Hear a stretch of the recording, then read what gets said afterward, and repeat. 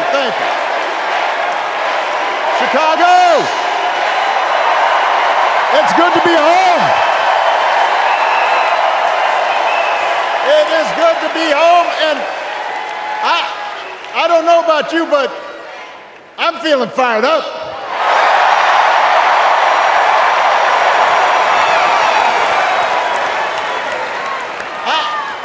I am feeling ready to go.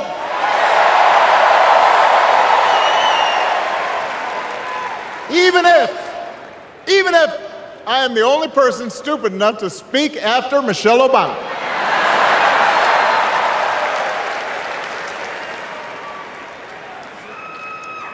I am feeling hopeful because this convention has always been pretty good to kids with funny names who believe in a country where anything is possible. Because we have a chance to elect someone who has spent her entire life trying to give people the same chances America gave her. Someone who sees you and hears you and will get up every single day and fight for you. The next president of the United States of America, Kamala Harris.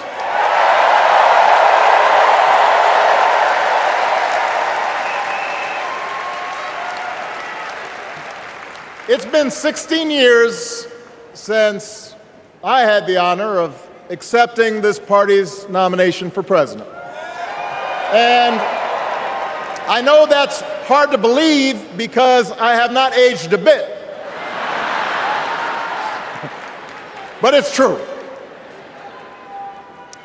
And looking back, I can say without question that my first big decision as your nominee turned out to be one of my best. And that was asking Joe Biden to serve by my side as vice president.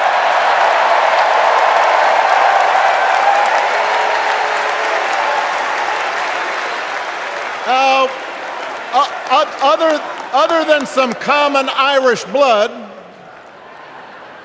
Joe and I come from different backgrounds. But we became brothers. And as we worked together for 8, sometimes pretty tough years, what I came to admire most about Joe wasn't just his smarts, his experience. It was his empathy and his decency and his hard-earned resilience, his unshakable belief that everyone in this country deserves a fair shot.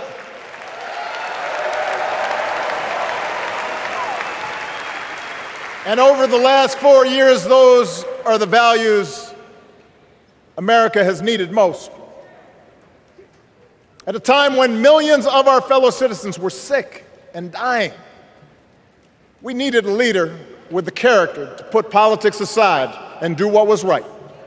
At a time when our economy was reeling, we needed a leader with the determination to drive what would become the world's strongest recovery.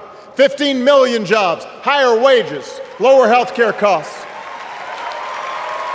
At a time when the other party had turned into a cult of personality, we needed a leader who was steady and brought people together and was selfless enough to do the rarest thing there is in politics, putting his own ambition aside for the sake of the country.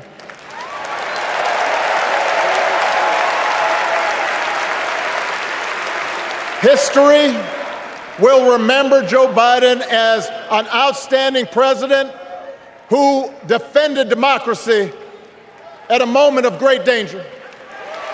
And I am proud to call him my president, but I am even prouder to call him my friend.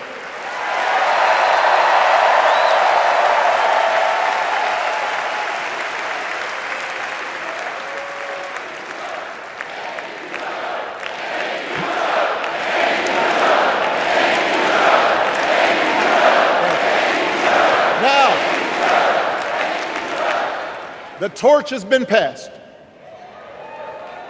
Now it is up to all of us to fight for the America we believe in. And make no mistake, it will be a fight. For all the incredible energy we've been able to generate over the last few weeks, for all the rallies and the memes,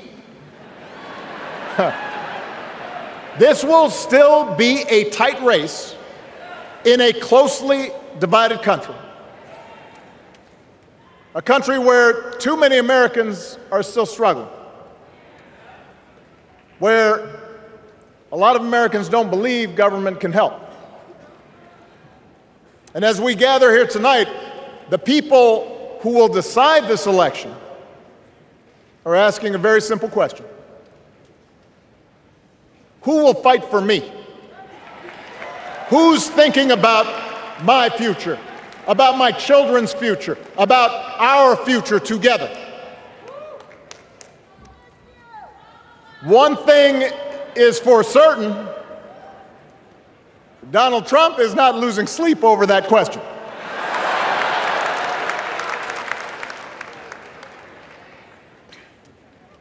Here's a 78-year-old billionaire who has not stopped whining about his problems since he rode down his golden escalator 9 years ago. It has been a constant stream of gripes and grievances that's actually been getting worse now that he's afraid of losing to Kamala. There's the childish nicknames, the crazy conspiracy theories, this weird obsession with crowd sizes.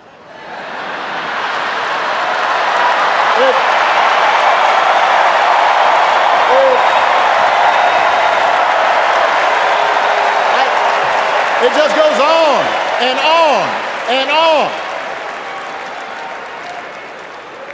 The other day I heard someone compare Trump to the neighbor who keeps running his leaf blower outside your window every minute of every day.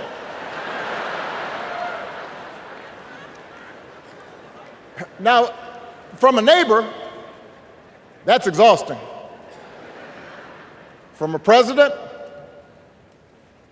it's just dangerous. The truth is, Donald Trump sees power as nothing more than it means to his ends. He wants the middle class to pay the price for another huge tax cut that would mostly help him and his rich friends. He killed a bipartisan immigration deal written in part by one of the most conservative Republicans in Congress that would have helped secure our southern border because he thought trying to actually solve the problem would hurt his campaign. He doesn't. Do not boo. Vote.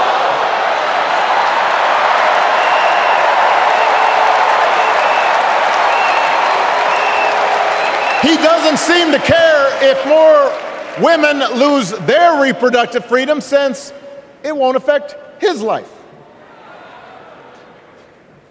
And most of all, Donald Trump wants us to think that this country is hopelessly divided between us and them, between the real Americans, who of course support him, and the outsiders who don't. And he wants you to think that you'll be richer and safer if you will just give him the power to put those other people back in their place. It is one of the oldest tricks in politics from a guy whose act has, let's face it, gotten pretty stale. We do not need 4 more years of bluster and bumbling and chaos. We have seen that movie before, and we all know that the sequel is usually worse.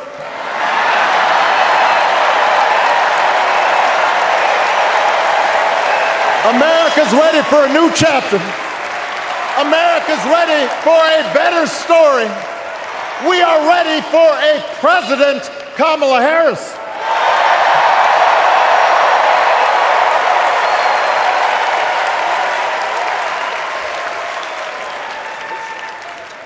And Kamala Harris is ready for the job. This is a person who has spent her life fighting on behalf of people who need a voice and a champion. As you heard from Michelle, Kamala was not born into privilege. She had to work for what she's got. And she actually cares about what other people are going through. She's not the neighbor running the leaf blower. She's the neighbor rushing over to help when you need a hand. As a prosecutor, Kamala stood up for children who had been victims of sexual abuse. As an attorney general of the most populous state in the country, she fought big banks and for-profit colleges, securing billions of dollars for the people they had scammed. After the home mortgage crisis, she pushed me and my administration hard to make sure homeowners got a fair settlement. Didn't matter that I was a Democrat. Didn't matter that she had knocked on doors for my campaign in Iowa. She was going to fight to get as much relief as possible for the families who deserved it.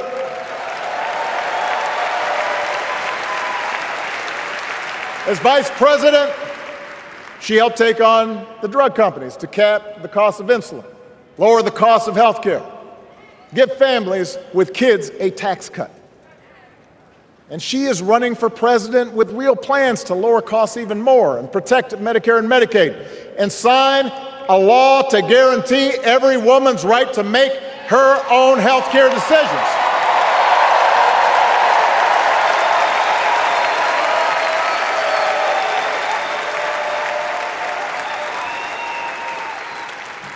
In other words, Kamala Harris won't be focused on her problems. She'll be focused on yours. As president, she won't just cater to her own supporters and punish those who refuse to kiss the ring or bend the knee. She'll work on behalf of every American. That's who Kamala is. And in the White House, she will have an outstanding partner in Governor Tim Walz.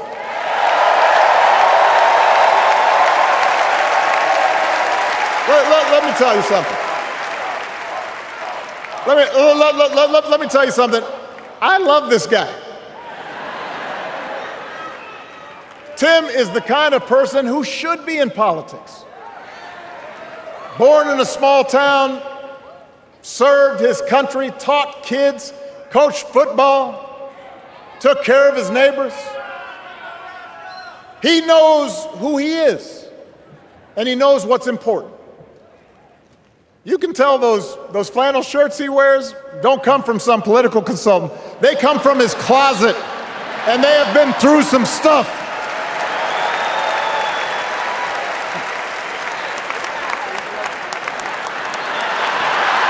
They have been through some stuff. That's right.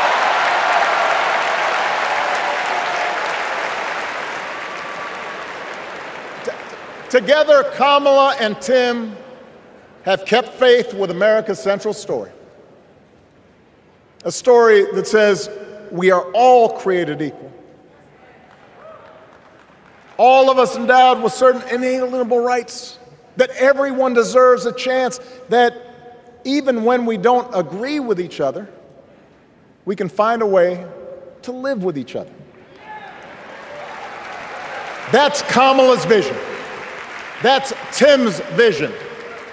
That's the Democratic Party's vision. And our job over the next 11 weeks is to convince as many people as possible to vote for that vision. Now, it won't be easy. The other side knows it's easier to play on people's fears and cynicism, always has been. They will tell you that government is inherently corrupt, that sacrifice and generosity are for suckers. And since the game is rigged, it's okay to take what you want and just look after your own. That's the easy path. We have a different task. Our job is to convince people that democracy can actually deliver. And in doing that, we can't just point to what we've already accomplished. We can't just rely on the ideas of the past. We need to chart a new way forward to meet the challenges of today. And Kamala understands this. She knows, for example, that if we want to make it easier for more young people to buy a home, we need to build more units and clear away some of the outdated laws and regulations that made it harder to build homes for working people in this country. That is a priority, and she's put out a bold new plan to do just that.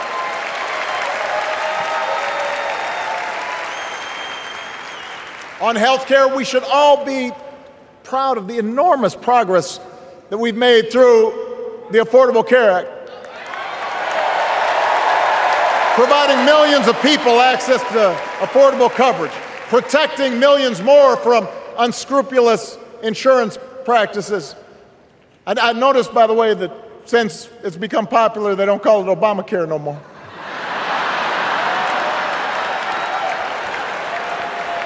But Kamala knows we can't stop there, which is why she'll keep working to limit out-of-pocket costs.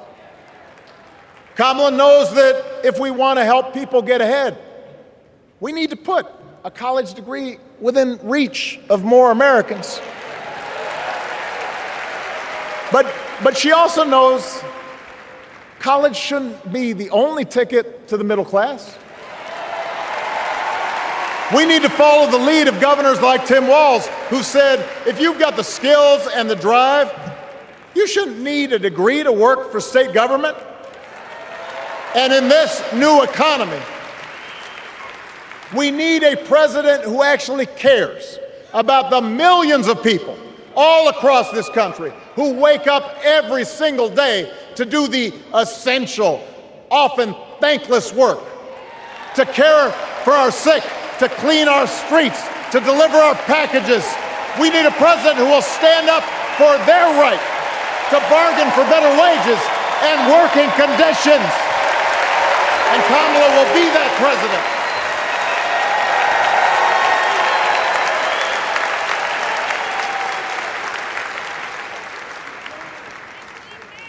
Yes, she can.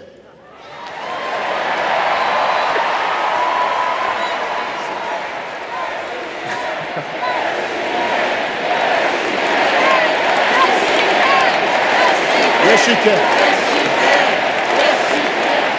A Harris-Walz administration can help us move past some of the tired old debates that keep stifling progress.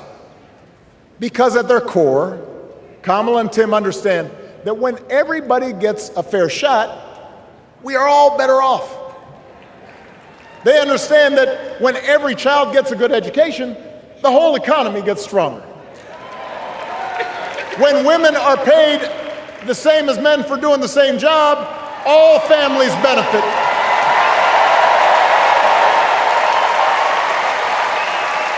They understand that we can secure our borders without tearing kids away from their parents, just like we can keep our streets safe while also building trust between law enforcement and the communities they serve and eliminating bias. That will make it better for everybody.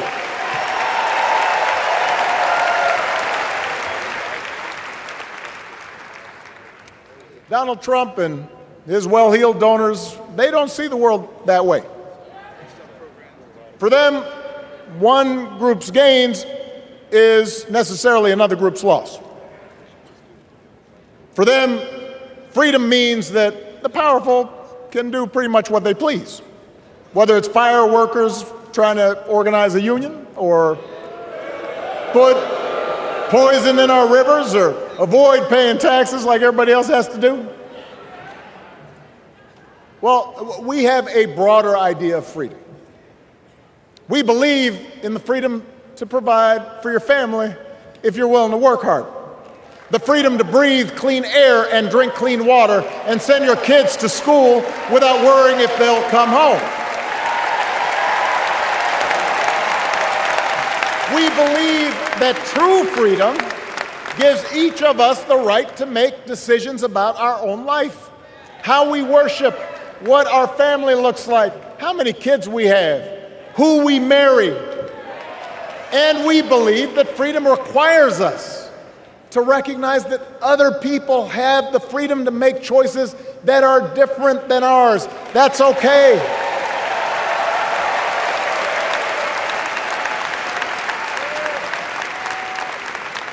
That's the America Kamala Harris and Tim Walz believe in. An America where we, the people, includes everyone. Because that's the only way this American experiment works. And despite what our politics might suggest, I think most Americans understand that. Democracy isn't just a bunch of abstract principles and dusty laws in some book somewhere. It's the values we live by.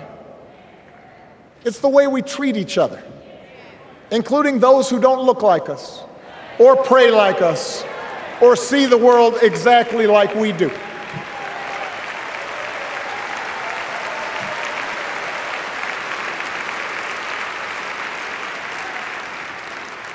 That sense of mutual respect has to be part of our message. Our politics have become so polarized these days that all of us across the political spectrum seem so quick to assume the worst in others, unless they agree with us on every single issue. We start thinking that the only way to win is to scold and shame and out-yell the other side. And after a while, regular folks just tune out, or they don't bother to vote. Now, that approach may work for the politicians who just want attention and thrive on division, but it won't work for us. To make progress on the things we care about, the things that really affect people's lives, we need to remember that we've all got our blind spots and contradictions and prejudices, and that if we want to win over those who aren't yet ready to support our candidates, we need to listen to their concerns and maybe learn something in the process. After all, if a parent or grandparent occasionally says something that makes us cringe, we don't automatically assume they're bad people. We recognize that the world is moving fast, that they need time and maybe a little encouragement to catch up. Our fellow citizens deserve the same grace we hope they'll extend to us.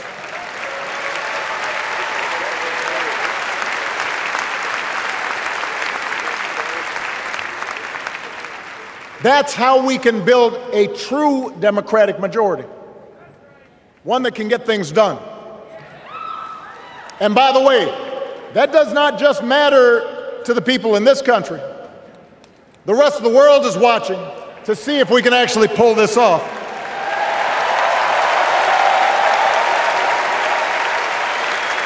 No nation, no society has ever tried to build a democracy as big and as diverse as ours before. One that includes people that over decades have come from every corner of the globe. One where our allegiances and our community are defined not by race or blood, but by a common creed. And that's why when we uphold our values, the world's a little brighter. When we don't, the world's a little dimmer.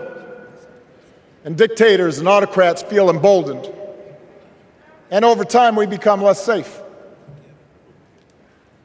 We shouldn't be the world's policemen, and we can't eradicate every cruelty and injustice in the world. But America can be and must be a force for good. Discouraging conflict, fighting disease, promoting human rights, protecting the planet from climate change, defending freedom, brokering peace. That's what Kamala Harris believes, and so do most Americans.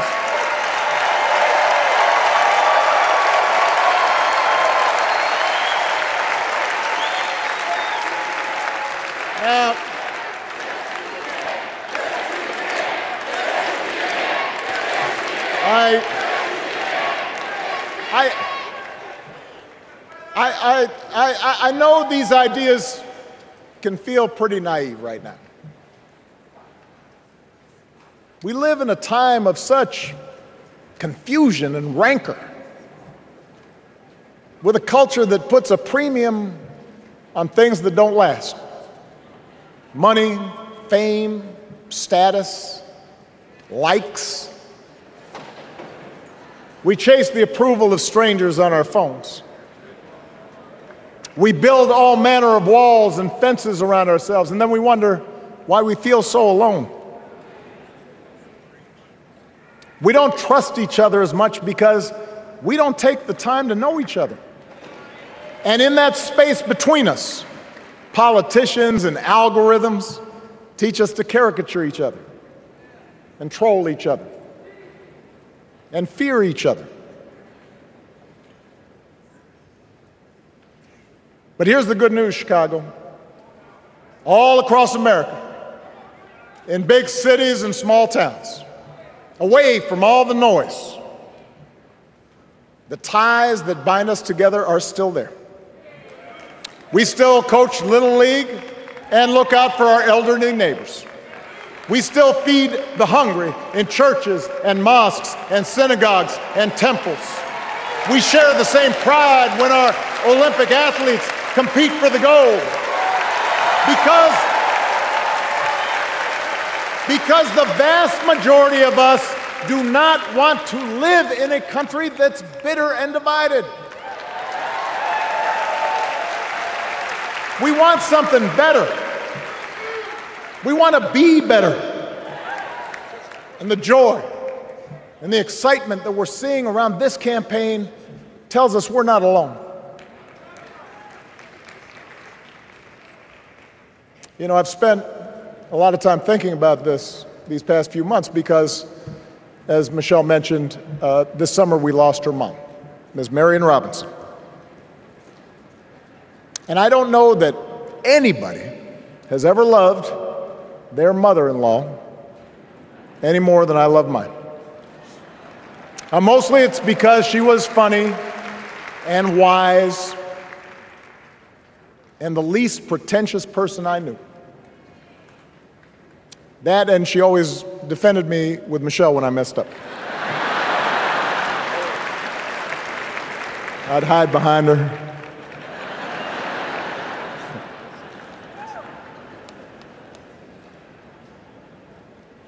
But I also think one of the reasons Mary and I became so close was she reminded me of my grandmother, the woman who helped raise me as a child.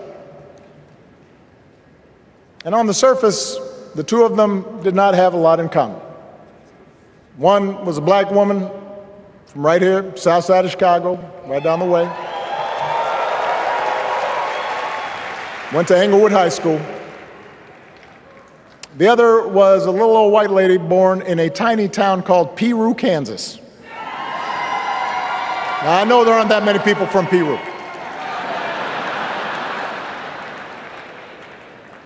And yet they shared a basic outlook on life. They were strong, smart, resourceful women, full of common sense, who, regardless of the barriers they encountered, and women growing up in the 40s and 50s and 60s, they encountered barriers. They still went about their business without fuss or complaint and provided an unshakable foundation of love for their children and their grandchildren. In that sense, they both represented an entire generation of working people who, through war and depression, discrimination and limited opportunity, helped build this country. A lot of them toiled every day at jobs that were often too small for them and didn't pay a lot. They willingly went without just to keep a roof over their families' heads, just to give their children something better. But they knew what was true. They knew what mattered. Things like honesty and integrity, kindness and hard work. They weren't impressed with braggarts or bullies. They didn't think putting other people down lifted you up or made you strong. They didn't spend a lot of time obsessing about what they didn't have. Instead, they appreciated what they did. They found pleasure in simple things: a card game with friends, a good meal, and laughter around the kitchen table, helping others, and most of all, seeing their children do things and go places that they would have never imagined for themselves.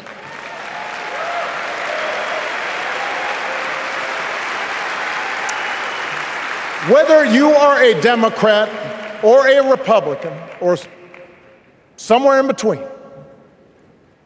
we have all had people like that in our lives. People like Kamala's parents, who crossed oceans because they believed in the promise of America. People like Tim's parents, who taught him about the importance of service. Good, hard-working people who weren't famous or powerful, but who managed in countless ways to leave this country just a little bit better than they found it. As much as any policy or program, I believe that's what we yearn for. A return to an America where we work together and look out for each other. A restoration of what Lincoln called, on the eve of civil war, our bonds of affection. An America that taps what he called the better angels of our nature. That is what this election is about. And I believe that's why, if we each do our part over the next 77 days, if we knock on doors, if we make phone calls, if we talk to our friends, if we listen to our neighbors, if we work like we've never worked before, if we hold firm to our convictions, we will elect Kamala Harris as the next President of the United States, and Tim Walz as the next Vice President of the United States. We will elect leaders up and down the ballot who will fight for the hopeful, forward-looking America we all believe in, and together we too will build a country that is more secure and more just, more equal, and more free. So let's get to work. God bless you, and God bless the United States of America.